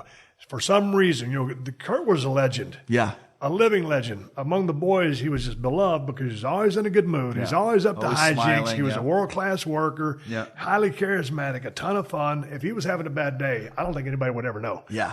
But when you cross paths with Kurt, you had to do a shot of Jack with him, and you had to gargle it. That was the rule. And so, man, I'd be, like it happened to me twice. I'm walking through an airport, man, I got my sunglasses on. I'm pretty haggard, and, I think there's Kurt. Got to gargle a shot with him. Come on, have a shot. Yeah, that was the deal. Yeah. Hey, before we leave, because I know we want to do your podcast, I want to leave time for that. That match with Shawn Michaels, it got match of the year. It was a ladder match. It was in 2008. What was that, WrestleMania? Or No, it was No Mercy. It was in October of 2008. Jesus Christ. I probably remember watching it back in. I don't know if I'd taken my ball and went home because I wasn't even on the card. I was with the card. I don't think you were there at the time. But Jesus Christ, I watched that match before you came over, before I scanned through some of your facts. But real quick, on a comparison, that match, Kenny Omega, obviously two different things. On your list of accomplishments, well, I know you're proud of the fact that you drew money in Japan, buy rates, subscriptions, and all that with Omega. Yeah. But that drew money too. Jericho, but I just thought, the way you. I was listening to you earlier with Bully Ray. I was like, okay, I didn't know if you had a grudge or a chip or whatever. No, I was like, because this was that ladder match was so awesome. Up until the Omega match. And it's still, I don't know, but if people ask what's your favorite match, I'd always say the ladder match with Shawn. There's a lot of reasons for that. I think, this is being completely biased, but also just saying how I feel. It kills the Shawn Razor ladder match. It blows it out of the water, but it wasn't as monumental because that was the first one. Another reason why I love it is because it was the culmination of a 7-month feud that was supposed to go one day. It started when Batista and Shawn had a match, and I was the guest referee, and the idea was Shawn would hurt his knee. I would wave off the match, and then we would find out later on that Shawn was faking it. And I knew he was faking it, but he would claim that he wasn't. And then it would lead to a match. We would work each other. Shawn would win in the end. But Shawn is so good. His original idea was there'd be some kind of a finish, and then we'd have a match. And then Shawn was like, no, this is we can do something with this. We'd worked at WrestleMania 2003. You and Rock worked that night in Seattle. And we had great chemistry. And he's like, this is a waste to do this and just pay it off with one show, one pay-per-view. And I remember we asked Vince, this is a classic Vince question and answer, what do you want for the finish? And Vince goes, I don't know. I just booked the shit. You guys figure it out. All right. And then Shawn came up with this idea where he tweaks his knee. I believe him. Am I the fool? Is he the fool? And we started this big long angle that went through all these shapes and phases. And we had the first match was a real technical match. The second one was the match where Vince decided there was no more blading because he gigged so hard. You go back, he's bleeding everyone. After that, Vince says, no more blading. That was at the time when he was thinking about it, done. And then we had, then we were going to pay it off at SummerSlam. And Shawn said, it's not good enough because we have this great chemistry. There was Edge and Taker, and there was Hunter and somebody. We're going to be third. Shawn would be third or fourth on the bill at best. I'm not going to waste that. Or whatever he said. I love his attitude. Great attitude, man. And then he had the idea, well, why don't I say I'm going to retire? Because I'd done something where I dropped toe holding him into the corner of a desk, and he sold that his eye was all messed up. And the thing is, his eye really started to go a little bit cross-eyed.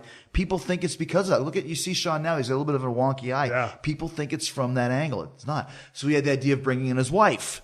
And then he would say, everybody, I'm retiring. But I came down to spoil his retirement ceremony. I go to punch him. He zigs. I zag. I punch his wife in the face for real, by the way, which was awful. But she was okay. And then in hindsight, it made it real. Everybody in the building was like, listen, this wrestling stuff, I don't know, is it showbiz or not? If someone punched my old lady the way that, I would kill this guy. My aunt, my mom, my sister took a different. So anyways, long story short, we finally got to the ladder match for the world championship in the main event. This feud was never supposed to be for the title, but I got so hot off it, and Shawn got so hot off it, it became a world title angle. And that's why I love that ladder match, because A, it was a great match, and B, the story to get there was one of the greatest angles in WWE history. But how long had you had that title going into that feud? Was that I won the title once again. It all tied in, and this is classic Vince booking. I punched Shawn's wife in the face. Then we have to do an unsanctioned match, which means whatever happens, the WWE is not held liable for any of this. And it was basically a street fight. That table bump I took in Alpha vs. Omega, I got from the Shawn unsanctioned, where he hits me with a chair. I fall off the corner through the table that I've set up earlier.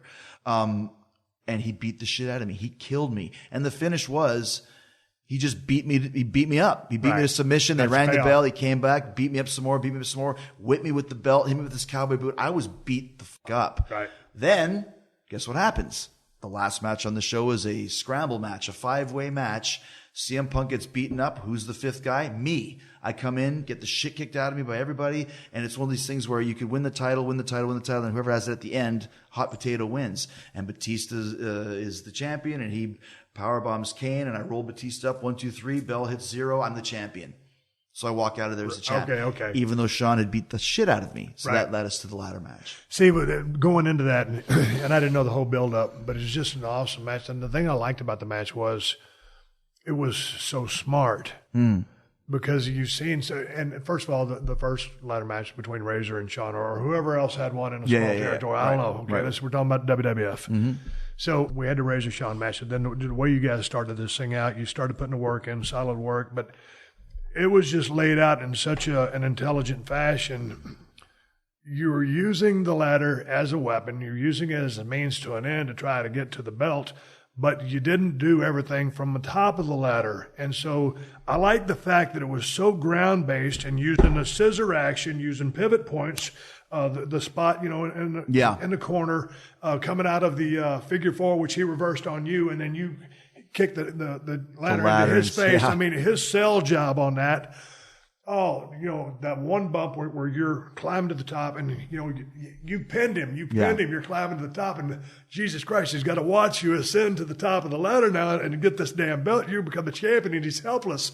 You take a mega bump. And that was a masterful bump. I mean, you do things like that. And there are several other instances as well, great bumps that were done from a high angle and on top of the ladder. Which are extremely high risk, and you guys both stayed safe. I don't know how you felt after the match. You can tell me. But I just like the scissor action, using it as a weapon. You needed to climb it. But the Hardy Boys, Chris and Edge, Dudley's, all those guys have unbelievable matches. Yeah. This was a match that out of all of, and they've all been, for the most part, they've all been spectacular. This was one of the best ever. Well, I appreciate that. And actually, the idea of that was you can't compete with the Hardys and Edge and Chris and those guys. Let's use the ladder as a weapon.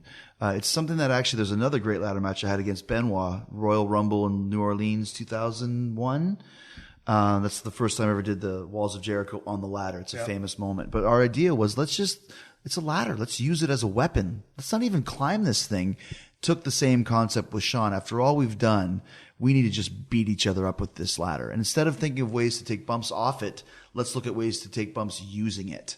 And that's why it worked, because you have to think this is a 7-month, this is a literal blood feud. Like even at the unsanctioned match, even though he beat me, Shawn was still crying at the end because he still couldn't erase the pain he went through from punching his wife. So you had to make it violent and real. Another thing about this is, dude, it hit me I lost half a tooth. I saw that. And that's real. I mean, and that horrible thing to lose your teeth in the ring.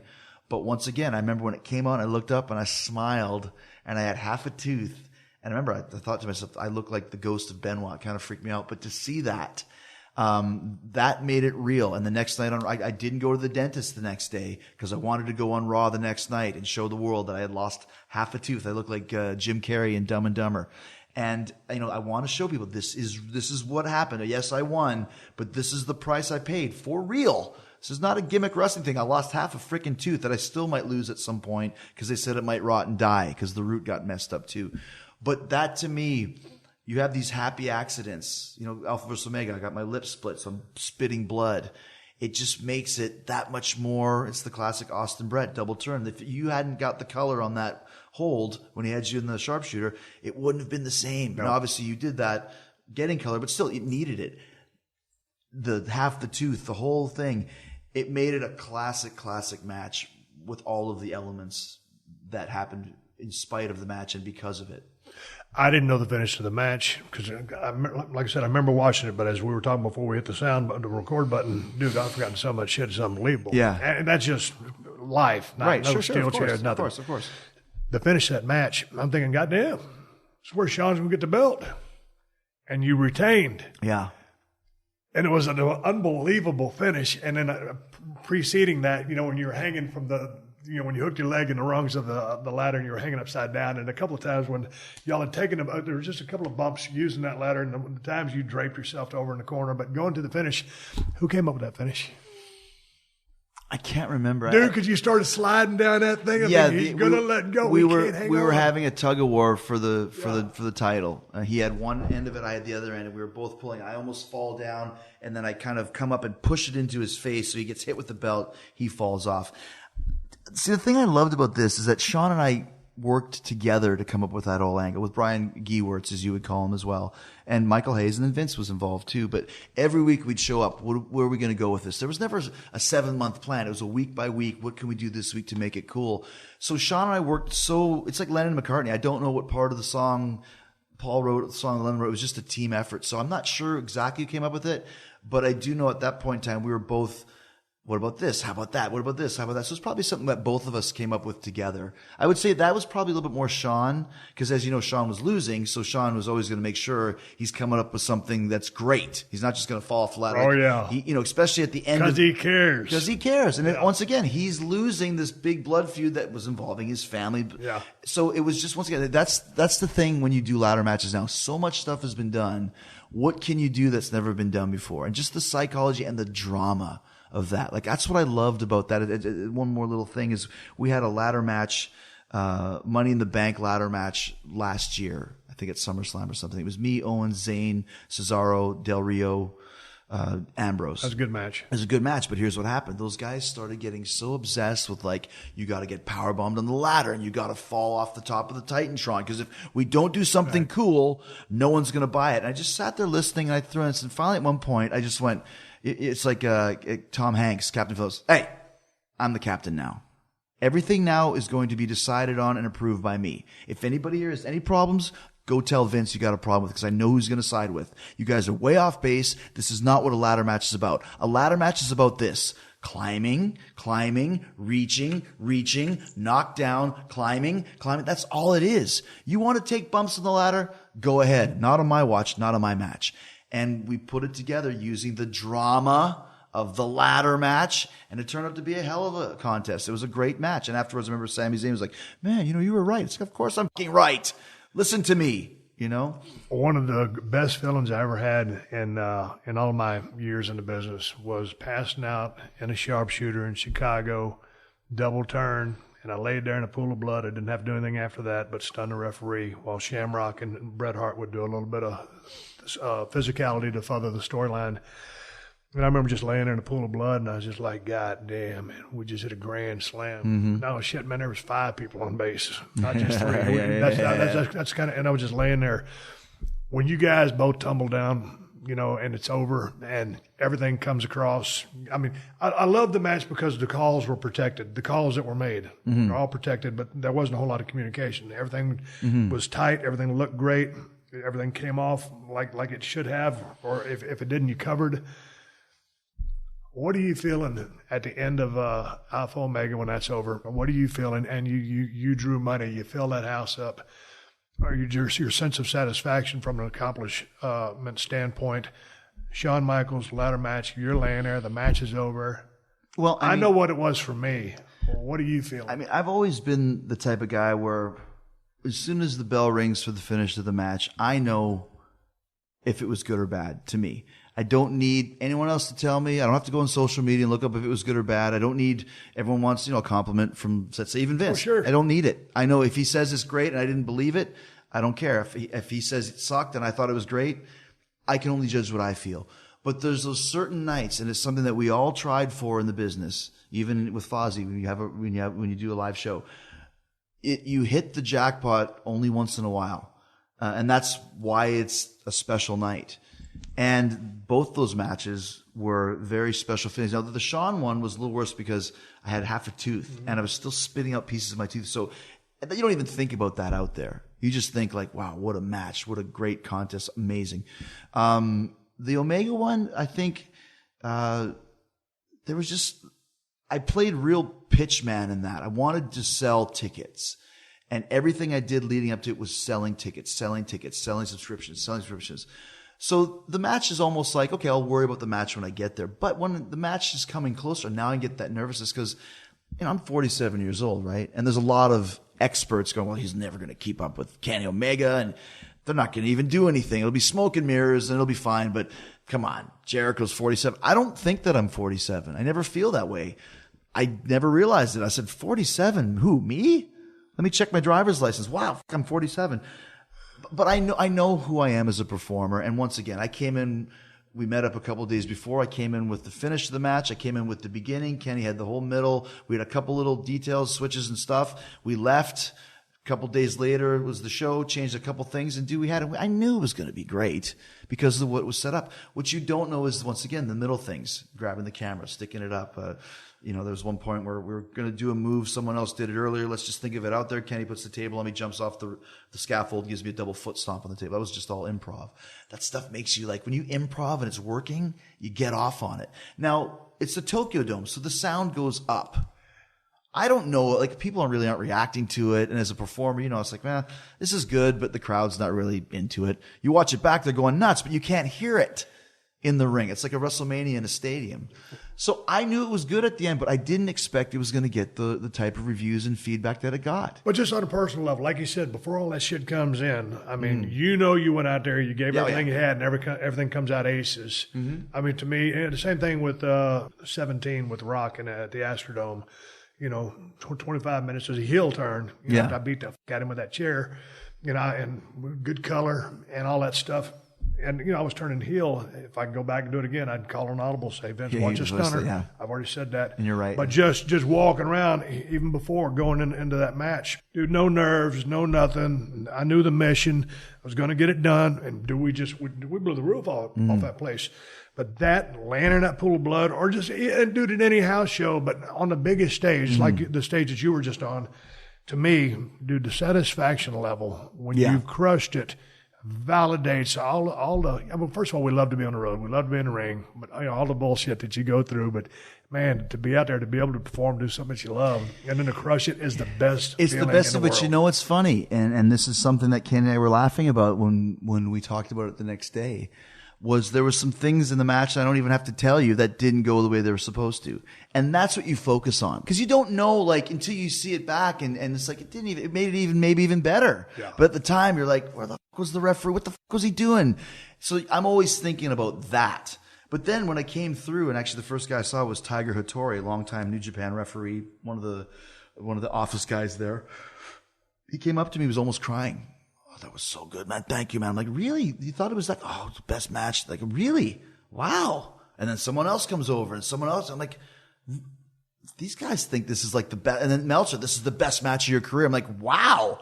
So now I'm feeling even better about it. But when I came out of it, I enjoyed it, but I was too busy thinking about the things that didn't work, not realizing that in retrospect, it made it even better. But I knew what we had, and I knew I'd never touched Kenny except for that beatdown in Fukuoka. We never had a match together. I never had a match with Shawn Michaels before WrestleMania 2003, whatever number that was, 1819. Sometimes you just get in there with somebody and you got that chemistry, and it's just easy. Everything of the match was smooth. It was crisp. Like I said, man, I can't even think now anything that I would change. There's one thing that I would change, but that's just being a real super stickler. But other than that, it was a great night. Before we ride off in the sunset, I know you're out here in Los Angeles promoting something, so I want you to talk about what you're out here promoting. Yeah, man. And then also talk about where people can find your podcast. Yeah, it's so there's a show that I did called But I'm Chris Jericho, and I came up with this idea back in 2005 when I got burned out from wrestling. I left.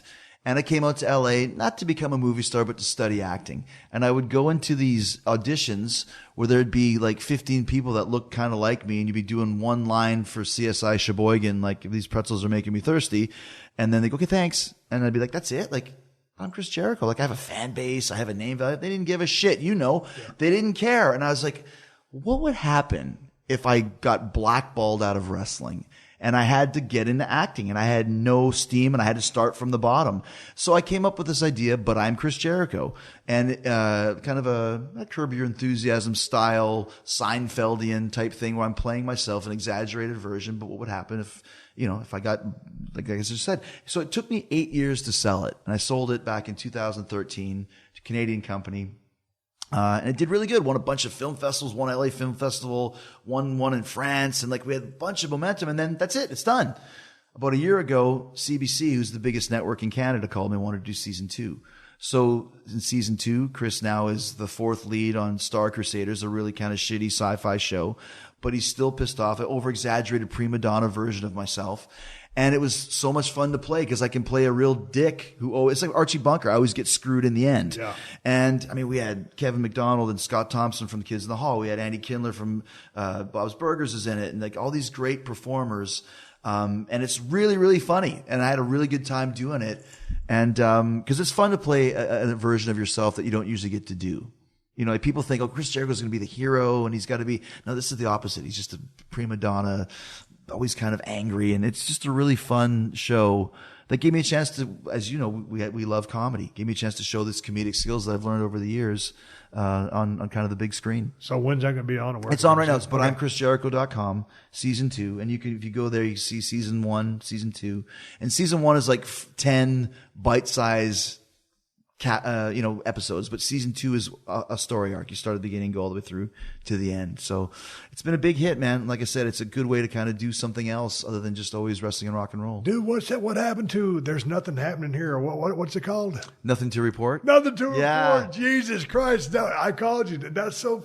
It was I loved it. It was so hokey. It was wonderful. Same idea. Because there was nothing going on. In the same vein, that was two cops on a stakeout where nothing ever happened, just kind of talking about their own personal problems. That should have went somewhere. Dude, it was for Comedy Central, and it was right when their whole infrastructure kind of went to shit. We got caught kind of like, they switched bookers right in the middle of it. Hey, buddy.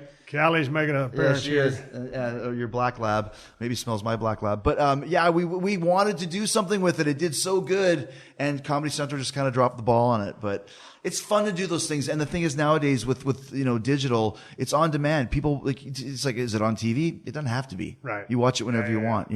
So but I'm ChrisJericho.com. Check it out, and you'll have a couple laughs, and it's a lot of fun. All right, man. You got your podcast. You're done 2 a week now. Yeah, 2 week Talk is Jericho on the Westwood One radio network, which is really cool. Just made a move over there, and still doing the same thing I do. Keep it diverse.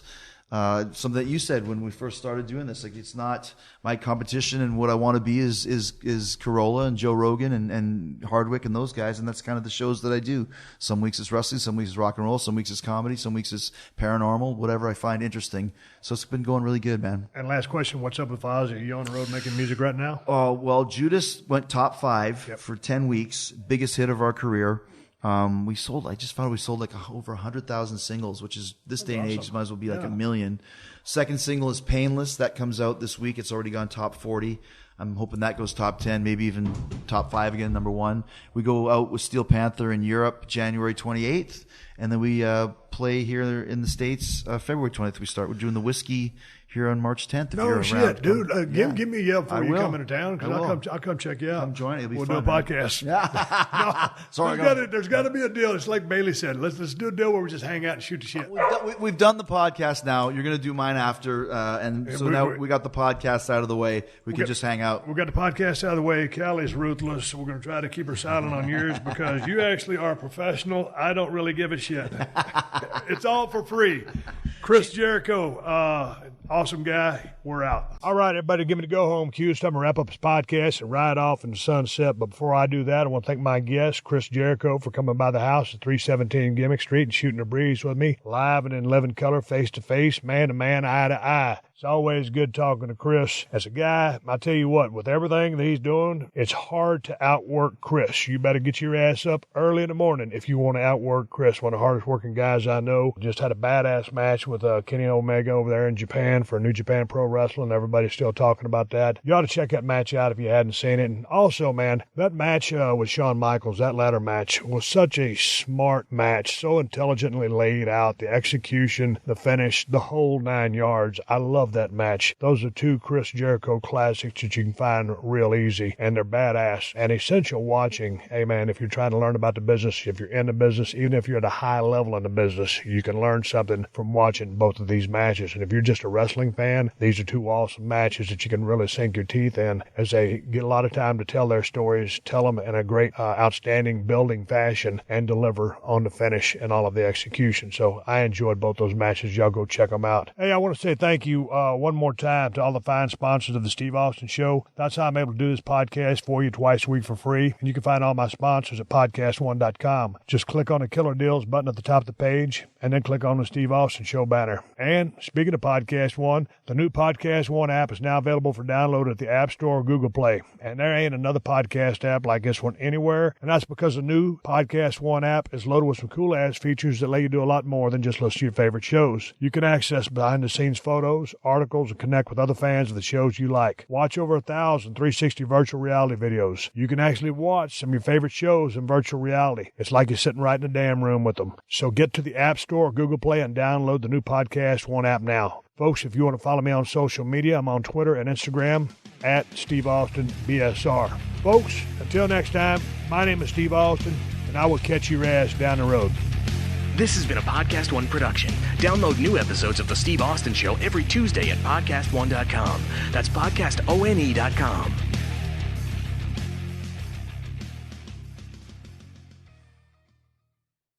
Pluto TV has thousands of free movies and TV shows. We're coming at you with everything we got.